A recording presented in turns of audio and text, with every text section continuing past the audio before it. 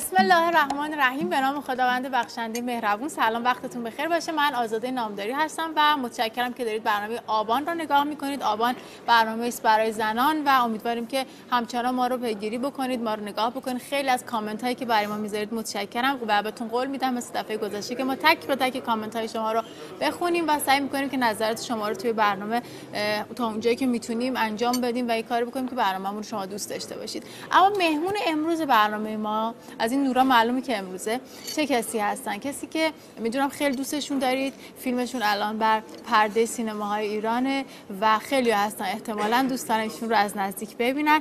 که از بهترین های در واقع سینمای بالیوود که در یک فیلم ایرانی، در واقع یک فیلم مشترک بین ایران و سینمای هند بازی کردن، سکا خانم دیا میرزا. سلام، وقت بخیر و خیلی خوش اومدین. سلام. سلام. Or in Hyderabad, I would say adab. Nice to meet you. Nice to meet you too. یه توضیح من به سکا خانم بدم. میدونم که گفتگوهای خیلی زیادی انجام دادید چند روزی که اینجا بودید و احتمالاً پیرو فیلمتون بوده و تخصصتون اکتوری بازیگری. اما من میخوام درباره زنان صحبت کنم باهاتون، چون موضوع برنامه ما اساساً زنها، ویمن و دردهاشون، مشکلاتشون هستن. میخوام ببینم که تو کشور اصلا آگاهی دارید از مشکلات زنان در کشور خودتون، در هندوستان؟ اصلا این دغدغه شما هست؟ Of course it does. ایشون میگن که من خیلی توی کشور هند صدای مهمی هستم و چون کارم توی سینما هست و خیلی و تلاش کردم تا به اون جایگاه رسیدم و با توجه به اینکه کارم توی سینما هست و سینمای میلیون خیلی مهمیه، من اونو سعی میکنم استفاده بکنم برای اینکه صدامو برسونم و مشکلات زنان را و women's issues Not just women's issues, social issues. مشکلات جامعه اجتماعی رو برسونم. I advocate for children's rights, for women's rights. برای حقوق کودکان، برای حقوق زنان تلاش میکنم، برای محیط زیست تلاش میکنن ایشون. Because the most powerful role that we can play in life is communication, communicators. And as artists, that's what we are first. میگه به عنوان یک هنرمند اول ما باید بتونیم که ارتباط برقرار بکنیم و بتونیم که این مشکلات رو درست حل بکنیم. خب از بین همه دغدغه‌هاشون محیط زیست، کودکان و خب زنان، الان فوکوس من روی زنانه. مثلا من شنیدم در کشور هندوستان یک پدیده وجود داره که زنها رو میفروشن. خب ما تو کشورمون خیلی مشکلات زیادی داریم، اما این خیلی برام عجیبه. یعنی چی که زنها رو میفروشن و بعد با زنهایی که فروخته شده رابطه در واقع بد برخورد میشه، به عنوان عروس پذیرفته نمیشه تو خانواده. این پدیده فروش زنان در هندوستان چقدر یعنی معنی داره؟ فروش زنان در موقع ازدواج رو میگین شما؟ بله بله. Okay, India is a very big country. میگه که خب با توجه به اینکه هند یک کشور خیلی بزرگیه، مشکلاتش هم متفاوته. در جاهای مختلف هند مشکلات متفاوتی ما. خب این الان یه بخششه. Some are influenced by socio-economic divide. بعضی از این مشکلات برمیگرده به مسائل اقتصادی. Some are a result of ancient practice, cultural tradition. بعضیا به خاطر بعضی از این مشکلات برمیگرده به سنت، بعضیا مشکلات اقتصادی. I think tradition would be the wrong word to use. I would say ritual. I'm trying to find the because tradition is I think more evolved. Ritual is not so. سنت نه، ریچوال. حالا کلمه ریچوال من به فارسیشو واژه فارسیشو نمیدونم. یعنی میدونم چیه ریچوال، یعنی اون در واقع سنت نه، ها سنت نه، یعنی یک کارهایی که ما عادت کردیم بهشون انجام بدیم ولی لزوما جزئی از فرهنگمون. خب میتونید سنت‌های خوب و سنت‌های بد داشته باشین. Yes, we could if we wanted to. میگه که ببینید در قسمت‌های مختلف هند ما جاهایی رو داریم که بسیار مرد سالاره ولی برعکسش هم داریم. یعنی جاهایی در هند هستن که زن سالارن. مثلا میگه در راجستان مردها باید پول بدن و بعد باید روشون فکر بشه که آیا این اصلا همسر خوبی میتونه باشه یا نه. در مورد مهریه دارن ایشون توضیح میدن که مثلا میگن خیلی بده. ما اول اینو بگم که گفتن که illegal. توی by law it is illegal. توی اول این قسمت صحبتشون رو بگم که گفتن توی شهرها اصولا متفاوت تره تا اطراف شهر. خب مسلما چون مردم درس خوندن، ادویکیشن دارن، تحصیلات دارن. ولی میگن که I was explaining the first part of your answer. میگن که کلا مهریه غیر قانونی. In all of India dowry is illegal. Yes, absolutely. کلا مهریه در هند غیر قانونیه ولی انجام میشه. The laws of the خب یکی از land. حقوق زن هاست، چرا غیر قانونیه؟ The dowry, so why is it illegal? No, the dowry the woman has to give to marry a man. the dowry جهیزیه. عذرخواهی میکنم. جهیزیه اونجا غیر قانونیه. جهیزیه غیر قانونیه. بسیار خوب. یه سوال دیگه بپرسم. من یه جای خوندم که توی کشور هند خیلی دوست ندارن دختر داشته باشن. حتی شنیدم که خانم‌ها وقتی میرن سونوگرافی و متوجه میشن که بچه‌شون دختره، دخترشون سقط میکنن و ترجیح میدن پسر داشته باشن. این واقعیت داره؟ Okay, so Is that again, even true? yes, so it is true. But درسته. it's میگن که ببینید حتی اینی که شما در هند برید ببینید که بچه‌تون پسر یا دختره غیر قانونیه. سونوگرافی رفتن؟ که نه که جنسیت بچه رو مشخص کردن. جنسیت بچه رو مشخص کردن غیر قانونیه. غیر قانونیه. اما یه چیزی که میگن که ببین شما باید خیلی توجه کنید به اینی که این اتفاقایی رو که میگید که میفته دولت حمایت نمیکنه و این بیشتر در خانواده‌های اتفاق میفته که خب سطح مالی پایین تری دارن و سطح تحصیلاتشون هم پایین تره. what I'm trying to tell you is that the land supports fair opportunity for women. میگه خود سرزمین هند The law supports equal opportunity for women. Yes. میگه خود سرزمین و خود قانون حمایت از حقوق زنها میکنه. But unfortunately because we are میگن که به خاطر اینی که هند بیشترین کشور دومی از نظر جمعیت، خب به هر حال چون جمعیت زیادی داریم ما نمیتونیم که این قانون رو بر همه اعمال کنن دیگه، یه مقدار از دستشون کنترلشون خارج میشه. میگه که الان مثلا یه جاهایی دولت رفته قانون گذاشته که آقا من به خانواده ها پول میده برای اینکه دختر داشته باشن، چون انقدر تعداد پسرها داشته بیشتر از دخترها میشده که دولت یک شهرایی میره و میگه خب من به خانواده ها پول میدم اگر دختر داشته باشین. یعنی میگه یک تغییراتی داره برای اینی که بهتر بشه اتفاق. خب خود هنرمندان هم در زمینه تغییرات یعنی کاری میکنن، کمپین ها NGO های اتفاق میفته، مثلا ماجرای فروش زنان یا اینکه حالا این چیزی که واسه همون گفتی. there of course there is a very vocal strong میگن خیلی اتفاقا الان یک تلاش رسایی برای این کار دارن میکنن و فیلم هایی دارن میسازن که اصلا بتونه به این موضوع نگاه کمک بکنه. نگاه رو نسبت به زن. Also, you know, we as women in cinema, even male men in cinema, when we celebrate the achievements of میگه که ما توی جایگاه ما وقتی که توی سینما یا حالا هر جایگاه دیگه فرق میکنه، وقتی که یک زنی در هند موفق میشه، حالا چه تو المپیک باشه چه تو سینما باشه، وقتی ما اینو جشن میگیریم در واقع داریم نشون میدیم که یک زن جایگاهش کجاست و همونقدر مهمه و همونقدر میتونه موفق باشه که یه مرد میتونه باشه و اینو ما با جشن گرفتن جایگاه اون زنی که موفق شده نشون میدی. میگه خیلی از این اتفاقام میتونه با انتخابی باشه که زنها میکنن. برای مثال میگه من کمتر کسی رو حالا خودم میشناسم که توی سن 27 سالگی تهیه کننده سینما شده باشه، ولی من این کار رو انجام دادم. پس انتخاب هایی هم که زنها میکنن دست خودشونه. نه مهمه و یک تأثیری داره رو اون اتفاقی که داره. خب خیلی هم ولی به سر جامعه اثرگذاره. ایشون در یک خانواده فکر کنم جزو پارسیان زرتشتی هندوستان هستن، درسته؟ You're from a Parsian family? No, I'm not. I come from a family of mixed faith. My father was German. پدرشون آلمانیه. And my mother is an Indian, Bengali, and my stepfather was Muslim. پدر ناتنیشون هم That's where I مسلمان get my هستن. surname. He adopted me. بله بله. نه میخوام بگم که به هر حال جامعه هم تاثیر داره روی اینکه یک خانم چه مسیری رو بره. میگه ولی این بستر رو ما داریم، این جامعه اینو قبول میکنه. اگه قبول نمیکرد که خب جشن نمیگرفت اگر یه خانمی موفق میشه. I want to add something to the previous answer.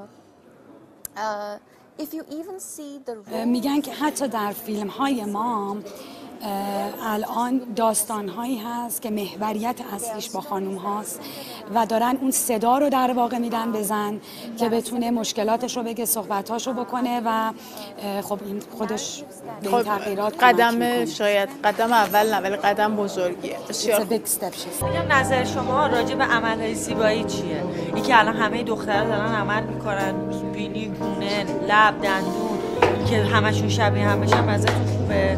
ما میتونیم مثلا به جای عملهای زیبایی مطالعه‌مون رو بالا ببریم یا اینکه نه نظرتون عمل خوبه که همه شبیه هم بشن؟ یه خارجی هم که یه ایران میاد، یه ایرانی هم میگه چرا ایرانی‌ها همه شبیه همن؟ من با عمل زیبایی تا یه حدی موافقم. مثلا طرف بینی خیلی برجسته‌ای داره، اوکی بینیش عمل میکنه. لبای خطی داره، دوست داره لباش یکم برجسته باشه، رو زیباییش تاثیر میذاره، اوکیه. ولی نه کسی که لب پروتز میکنه، بینی عمل میکنه، گونه میکنه، چشو گشاد میکنه، صورتو بوتاکس میکنه، ابرو رو بالا میکشه. بس دیگه اعتیاد به جراحی زیبایی پیدا کرده این آدم. یه عمل نمیکنه، 10 تا عمل میکنه و پشت هم عمل میکنه، فیزیکش عمل میکنه. ببین اینا بر حسب اینه که اولا ما همه انسانیم، انسان هم زیبایی دوست دارن. شما از گلش بگیر که زیبا باشه دوست دارین تا انسان زیبا شو و تعریف بشه. ما تو قدیم یادمه که مثلا بابای من یا مامان من میگفتن مثلا زنی که توپلی باشه خب مثلا خوشگله، یا لبای مثلا قیتونی داشته باشه واو چقدر خوشگله. قشنگ اون موقع اینا مد بود، بس الان اینا مد شده. چند سال دیگه اینا که این همه عمل کردن صورتشون میخوان با چیزی که از مد بیفته میخوان چیکار کنن؟ به محیط زیستم آسیب میزنن. آخه با اینا به نظر من جامعه ما جدای خانوم ها، پسرها به دخترها مصرفی نگاه میکنن و دخترها برای اینکه نگاه جنس مخالف رو راضی نگه دارن خودشون رو تبدیل به یک کالا میکنن و مورد استفاده قرار میدن. من 1 سال با یه شخصی دوستم، مثلا سال بعد همه لباشون پروتزه، از ترس اینکه اون شخص از دست ندم و هنوز براش جذاب باشن لبام پروتزه. این برمیاد عدم اعتماد دختر و پسرها نسبت به هم. این دقیقاً برمیگرده به حرف ایشون که جلب توجه. حالا چرا جلب توجه و چی باعث میشه که منم برم این کارو بکنم؟ باز برمیگرده به همون اواسط بحثمون. من طبق گفته ایشون از رو ظاهر دور و بر حالا یه آدمی پر از پسر باشه فرزند. خب تو میگی که حتما اون دختره چون زیباست این همه آدم دور و برشن. زیبایی الان چی شده؟ همین دیدگاه متفاوت. منم میرم همه اون کارا رو انجام میدم چون دورم پر آدمه، ولی به این فکر نمی کنم که شاید خب اخلاق خوب شاید اخلاق خوبش باعث شده این همه آدم دورش باشن. چیزی رو میبینم، چیزی رو باور دارم که میبینم. شما اینکه مثلا میخواین با یه آقای آشنا بشین بعد تشکیل خانواده بدین یا هر دلیل، یا آقای میاد خواستگاری شما ظاهری اصلا زیبایی نداره، برعکسش رو دارم میگم، مثلا ظاهر زیبایی نداره یا آقای خب خیلی ظاهر خیلی آشفته که مثلا اصلا با میل شما نیست، اون زیبایی شما درونش نمیبینید ولی نمیدونید باطنش خیلی زیباتر از افکارش، خیلی زیباتر از ظاهرشه. شما در وهله اولی که این آقا رو نگاه میکنید آیا قبول میکنید با اینکه با شما ازدواج کنه؟ نمیتونید. نه میخوام یه واقعیتی رو اصلا خودم الان بیان کنم که منم جزء دسته از همین دخترها هستم. چرا؟ چون زیباییش برام مهم نیست. اوکی ملاک دومی که برای من توی این جامعه و با این شرایط دارم زندگی میکنم، خب بذار ببینم درآمدش چقدر، دروغ چرا بگم؟ دومین چیز برای من درآمدشه. خب درآمدش خوبه ولش کن، نهایتش اینه که میگم بینیشو بره عمل کنه. آره میپذیرمش.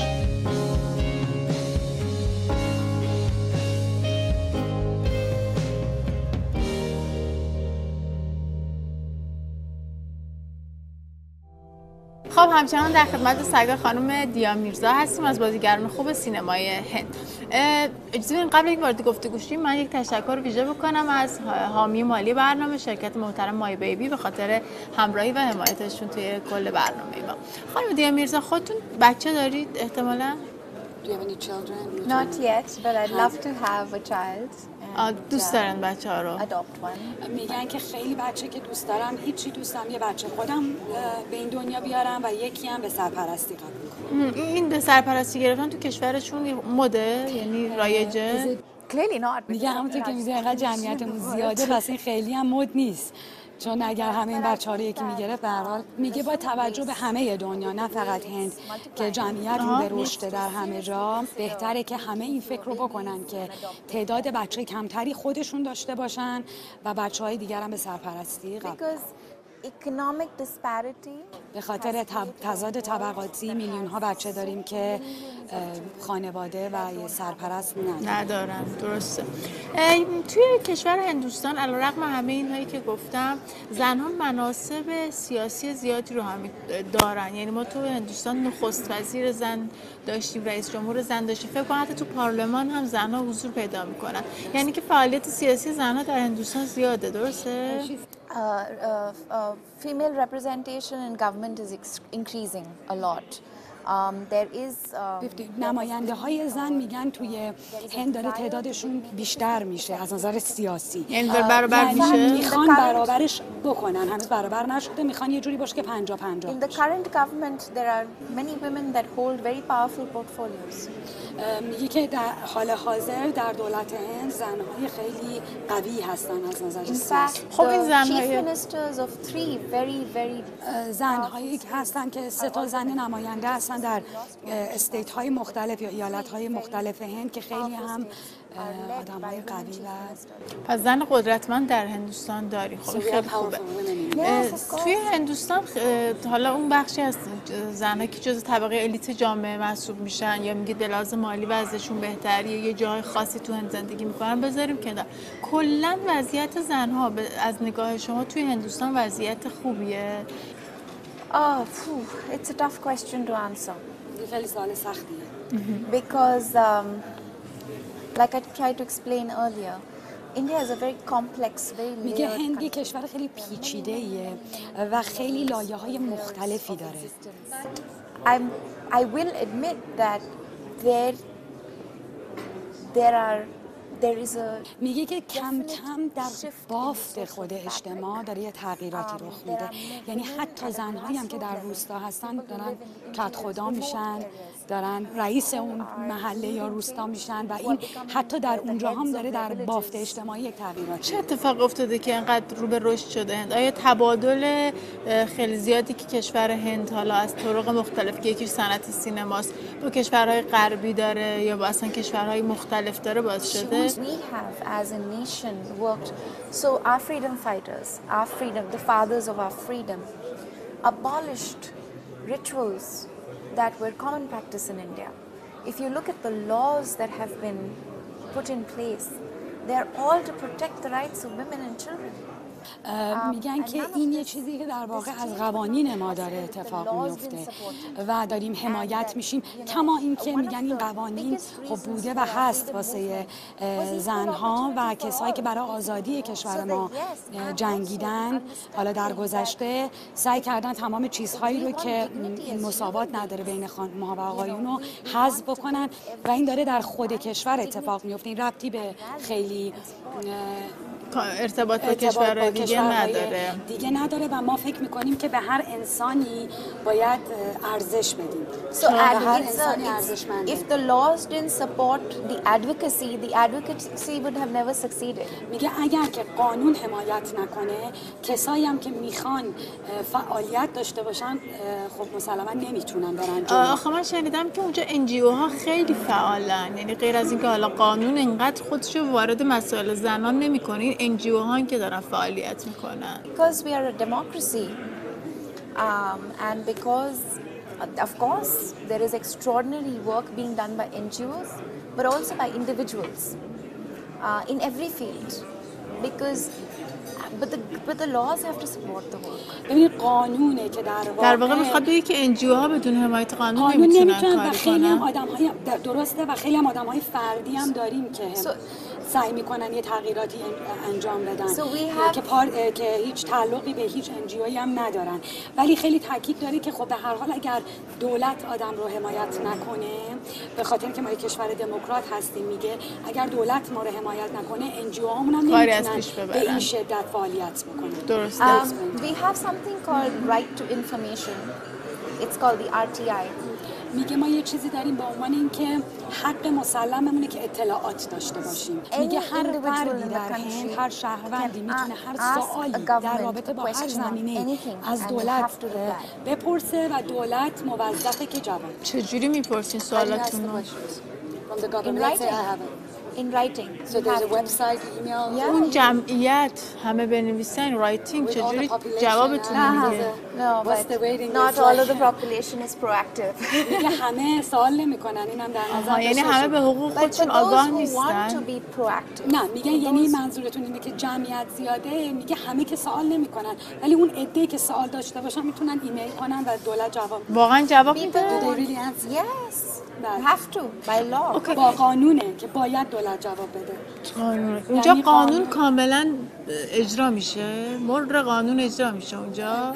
You know, میگه به هر حال انسان ها جایز خطا هستن و خب ما آدم هایی هم داریم که از قوانین پیروی نمی کنن و ممکنه خطایی هم ازشون سر بزنه. میگه با اینی که قانون هند از ما حمایت میکنه و در واقع پشتیبان مردمه، ولی این دلیل بر این نیست که هر کسی هم از این قانون پیروی کنه. That's why the problems exist. برای همین هم مشکل داریم دیگه، چون اگه همه قوانین رو رعایت میکنن هیچ مشکلات حل میشه. Because if they followed the law, there would be no problems. It would be a perfect world. بسیار خوب. یه تنفس رسانه‌ای کوتاه دیگه بکنیم، برگردیم. من یه سوال حساس از خانم دارم.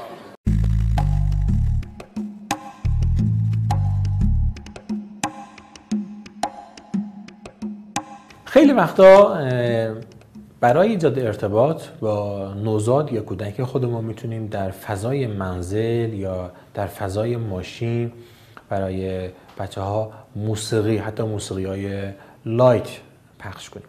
بچه‌هاش حس شنیداریشون بسیار قویه و حتی این میتونه حس شنیداری و حتی توانمندی‌های شناختی بچه‌ها رو تقویت بکنه. نه تنها بچه‌ها به راحتی با موسیقی ارتباط میگیرن، بلکه موسیقی میتونه در آرام کردن بچه‌ها، در بهتر کردن، در تلطیف فضای ارتباطی بچه‌ها با پدر مادر و در ارتباطشون با همسن سالها، با خواهر برادرها نقش خوبی بازی کنه. امروزه تحقیقات مختلف نشون داده که موسیقی درمانی میتونه در کاهش رفتارهای پرخاشگرانه توی کودکان بیش فعال یا در ایجاد ارتباط در کودکان اوتیستیک خیلی نقش خوبی بازی کنه. موسیقی هم وسیله برای آروم کردن کودک، هم وسیله برای ایجاد ارتباط بین کودکان. کودکان میتونن با همدیگه بشینن در یه فضای آروم به موسیقی گوش کنن. دقت کرده باشی موسیقی حتی روی حیوانات هم اثر میذاره.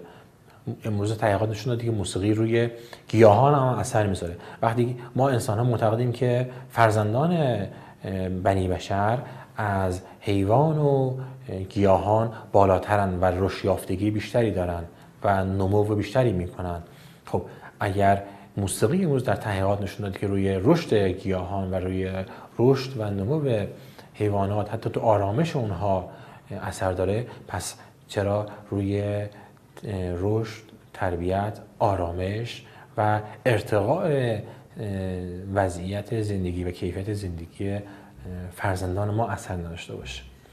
از طرف دیگه موسیقی میتونه به عنوان یه هابی، یه تفریح تو زندگی بچه‌های ما معرفی بشه. ما فکر میکنیم که موسیقی رو باید بچه حتما برن توی یک آموزشگاهی یاد بگیرن و اونو بنوازن. خیلی وقتا بچه‌های ما میتونن از نوزادی و کودکی با موسیقی عجین بشن و از این طریق فقط با شنیدن آرام بشن. قرار نیست که همه ما موسیقی دان بشیم. قسمتی از ما، تعدادی از ما هم باید شنونده یا بیننده برنامه‌های هنری و موسیقی باشیم. پس موسیقی ارتباط خوبی میتونه بین مادر و فرزند و بین اعضای خانواده ایجاد کنه.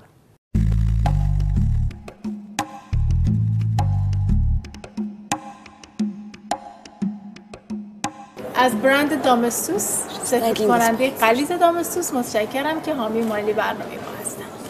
خب خانم دیا میرزا، یه چیز دیگه باز من درباره زنها در هند شنیدم. میخوام قانع نشم حقیقتش، چون احساس میکنم داریم از این بحث رد میشیم. خانم‌ها در هندوستان به لحاظ مالی خیلی به آقایون وابستن و این باعث میشه که خب زنهایی که به مردها وابستن هم خیلی کارها بدن. بازم احتمالا شما میخواین بگین که این در یک قشری از جامعه است و در کل هندوستان اتفاق نمیفته، درسته؟ No. When I say there are laws, میگم من هیچ وقت نمیگم که این اتفاقا نیست، فقط تاکید میکنم که قوانین بر علیه این اتفاقات هست که حمایت میکنه از قوانین خانم‌ها. موفق نمیشن. ببین الان ما باندهای فروش زنها رو در هندوستان داریم، نه لزوما اونی که شما گفتی فقط برای ازدواج. زنهایی که مورد اذیت آزار جنسی قرار میگیرن و فروخته میشن به همین نیت. اون قوانین چیکار میکنن اینجا؟ because there is such a thing called greed for money. میگه تا چیزی ما به عنوان طمع داریم، به خصوص طمع برای پول. این اتفاقا همه جای دنیا میفته و هیچ کاریش هم نمیشه. یعنی قانون نمیتونه جلوش رو بگیره. میگه خب مسلما پیگیری میشه از طرف قانون و جاهایی که حتما جاهایی که تحقیق کنن و بتونن اینها لو برن، این سازمان ها یا ارگان هایی که این کارا رو میکنن باهاشون مجازات میشن و باهاشون برخورد میشه. میگه خب مثل همه جای دیگه به هر حال کسایی که کارهای شیطانی میکنن یا کارهای شر انجام میدن همش زیرزمینیه و خیلی قابل دسترس نیستن، ولی اگر پیدا بشن خب مسلما باشون برخورد میشه. با هم موافقید که حالا من کشور خودمون رو بررسی کردم، از شما میپرسم به عنوان کسی که توی هندوستان زندگی میکنید که قشر زن توی جامعه خیلی خیلی آسیب پذیره به دلایل مختلف، به لحاظ مالی، به لحاظ همین طمعی که شما دارید ازش حرف میزنید، شاید قوانینی که گاهی اجرا نمیشه ولی قشر زن خیلی در فشاره. کلاً یا در ایران یا هند؟ من ایران رو میدونم، شما هندوستان رو میدونم. Yes, because we are trying to come میگن out خب مسلما اینطوره به خاطر اینی که برای قرنها اینطور بوده. خانم ها همیشه بیشتر در معرض ضربه آسیب بودن و تمام تلاش زنها and this is around the world I'm assuming yes در همه دنیا زنها برای همینه هی دارن تلاش میکنن که هم اینی که برابریشون رو ثابت بتونن بکنن با مردان in terms of equality even in the first world. حتی در جاهایی که به هر حال کشورهایی هستن که پیشرفته ماست. Women are fighting for equal rights everywhere. میگه زنها برای حقوق برابر همه جا دارن میجنگن. One thing that she had asked me a question earlier which I didn't میگه که یه چیزی میخوام اضافه کنم به صحبت‌های قبلیمون، چون مسئله اقتصادی رو کشیدیم وسط، مالی. میگه که من فکر میکنم که واقعا موقعی زن میتونه مستقل باشه که از نظر مالی هم استقلال داشته باشه. اون چیزی که مردم نمیذارن. She said men don't allow it. No, but that's the thing, right? That's what میگه مشکل همینجاست. That's what needs to change. I started working when I was 16. 16 سالگی شروع به کار کردن. My parents allowed it because they believed that I needed to earn my living, to earn my independence. میگه من 16 سالگی شروع کردم اما پدر مادرم اجازه دادن چون اونها این باور رو داشتن که زن نباید وابسته استقلال مالی باید من داشته باشم و نباید وابسته باشم، همونجوری که شما فرمودین.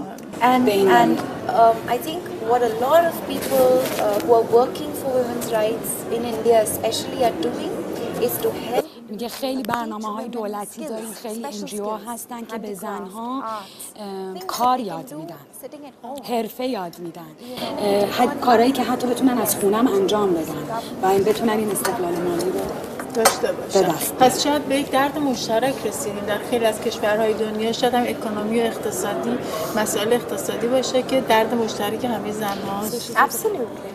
100% موافقم. درسته. More women need to become aware of how much they're capable of. همونقدر هم این باید تغییر کنه و مهمه که زن‌ها هم آگاه باشن به اینی که چقدر توانایی دارن و چقدر میتونن تغییرات ایجاد کنن. این آگاهی به خود هم مهمه، به توانایی. در واقع شاید NGO ها و دولت و همین گاورمنت حکومت‌های مختلف که شما نام میبرید یکی از وظایفشون این باشه که در واقع آگاهی و بینش بدن به زن‌ها که از حقوق خودشون اطلاع داشته باشن، آگاه باشن. زن‌ها در هند از حقوق خودشون آگاهن؟ Yes, I think the more you celebrate women and their achievements, the more aware people become. هر چقدر که زن رو بیشتر جشن بگیرن، یعنی کارهایی که یک زن میکنه، موفقیت‌های یک زن رو درسته، موفقیت‌های یک زن رو هرچی بیشتر جشن بگیرن و توی چشم باشه، خب این برای بقیه هم آگاهی ایجاد میکنه و یه راهیه. And it comes through simple things, small things, big things. از چیزهای خیلی کوچیک هم میتونه شروع بشه. اون سوالا میپرسه ازش شما فمینیستی؟ آیا فمینیست؟ Everybody should be a feminist. همه باید فمینیست باشه. تعریفتون از فمینیست چیه؟ Feminism is میگه از نظر من فمینیستی اینه که یک زن یا یک فرد، نه یک زن، اشتباه گفتم، یک فرد باور داشته باشه که زن و مرد مساوی هستن در همه مراحل that و همه all human life should be respected and treated equally. و در تمام مراحل زندگی باید باشون برابر. پس حقوق برابر بین زن و مرد رو شما بهش اعتقاد دارید و یک So equality between men and women. Absolutely. نه خیلی هستن خیلی معتقد نیستن. I will never say and I have never said this because I don't believe one is superior to the other. One as in gender. Yes. میگه من هیچ وقت باور نداشتم که حالا یک جنسیتی برتری داشته باشه به جنسیت دیگه، مرد یا زن فرقی نمیکنه که زن حالا به مرد برتری داشته باشه. Because each performs their own role. دارای حقوق برابرن. Equal opportunities and بله. فرصت‌های برابر. فرصت‌های برابر. Equality in every aspect. ولی برابری در همه چیز. خب یه تصاویر دیگه ببینیم برگردیم. من دیگه آخرین سوالام بپرسم و دیگه جمعش کنیم. We have a couple of more questions. We're going on break. Okay. Yes.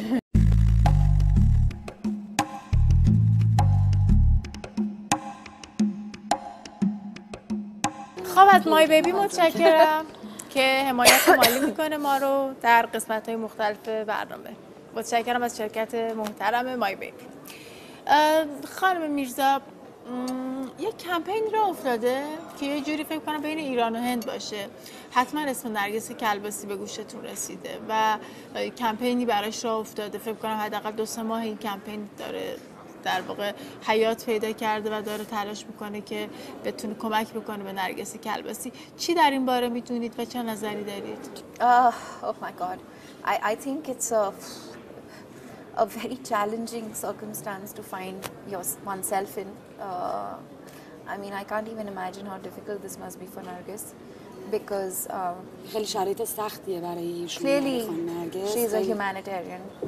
I mean, and she's made a choice to serve children in a country that she does not even belong to. She was living in such a remote area in India, helping children. میگه و اون توی قسمت خیلی کوچیکی در هند داشت به بچه‌ها کمک می‌کرد. و از جای دیگه لندن اومده بود که به بچه‌های هند کمک کنه. بله که از اونجا و این حقش نبود فکر می‌کنم. Somebody obviously who intends to do good. You know, میگه یه چیزی که خیلی مهمه اینه که اون فشارهای بین‌المللی که داره سر این کیس میاد به هند بعد بمونه، همجوری دوام داشته باشه. میگه که و اگه همین فشارها ادامه پیدا بکنه، حداقل این فرصت به وجود میاد که این کیس هم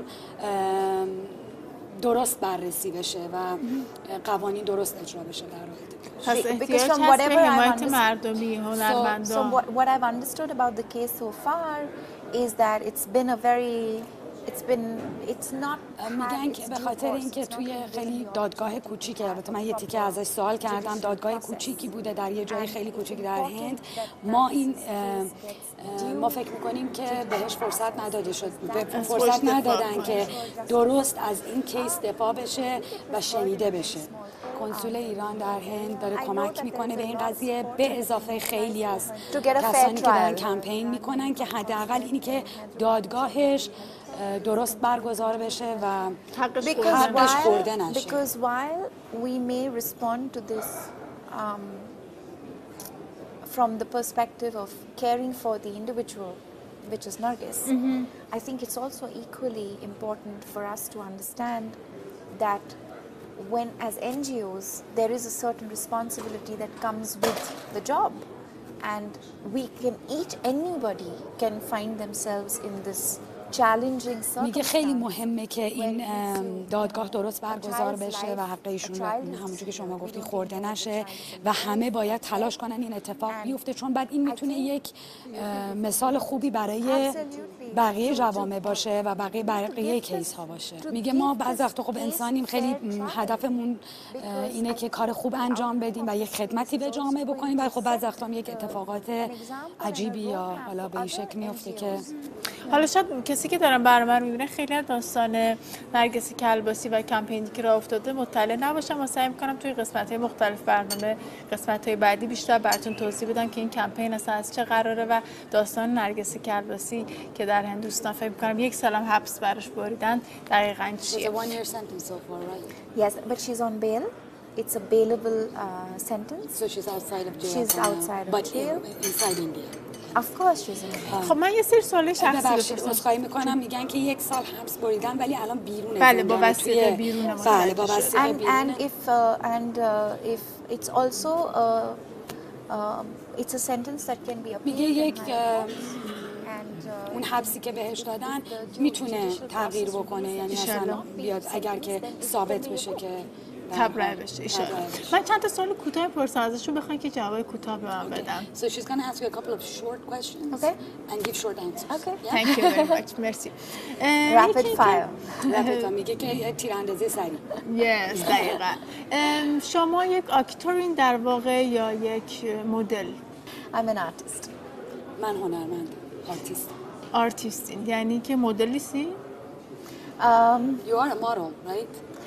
آخه مدل شما از نظر مانکنی میگی یا مدل برای جامعه میگی؟ مانکن.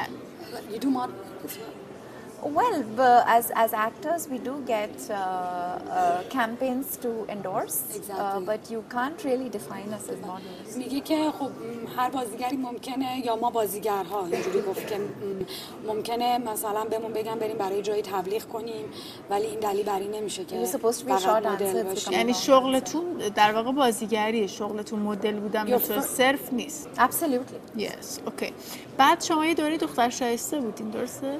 I was an international beauty pageant. تو کجا؟ تو خاورمیانه؟ I won Miss Asia. 3 تا زن، 3 تا خانم هندی در 1 سال هر 3 تونستن خانم شایسته بشن جاهای مختلف. ایشون به عنوان خانم آسیا بوده و بعد که به خاطر اینکه 3 تا در 1 سال تونستن مقام بیارن توی گینس هم ثبت شد. چه خوب، تبریک میگم بهتون. و سوال آخر بپرسم، دوباره برگردیم به اون مباحث قبلیمون. به نظر شما مهم... Short or long question? کوتاه یا بلند؟ کوتاه، واقعا کوتاه. به نظرتون مهمترین مشکل زنان در هند چیه؟ یک کلمه. یه عبارت. Oh dear. Wow.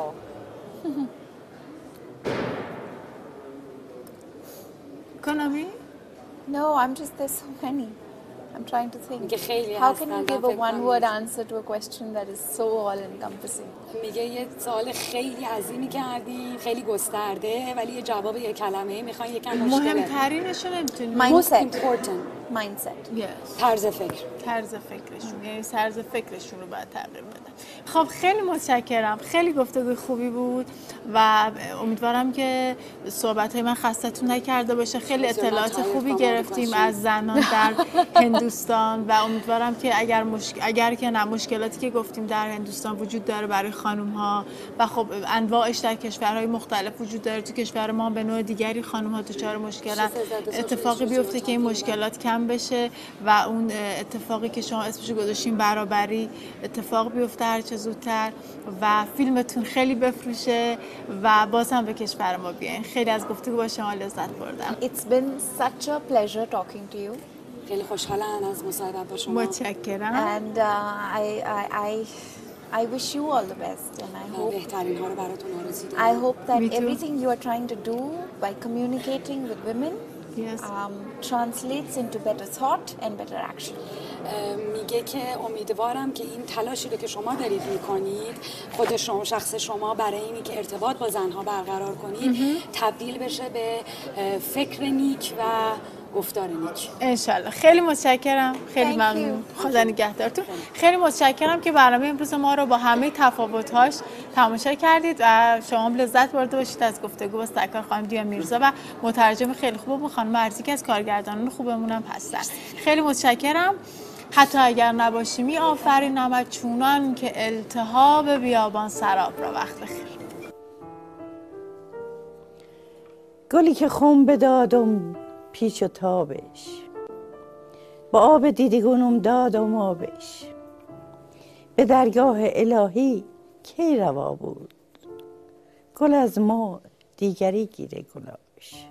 اگرچه عمری ای سیه چون موی تو شفتم، درون سینه قصه این آشفتگی بنهفتم، ز شرم عشق اگر به ره ببینمت ندانم چگونه از برابر تو بگذرم من. دل را به مهرت وعده دادم، دیدم دیوانه تر شد، گفتم حدیث آشنایی، دیدم بیگانه تر شد. با دل نگویم دیگر این افسانه ها را، باور ندارد قصه مهر و وفا.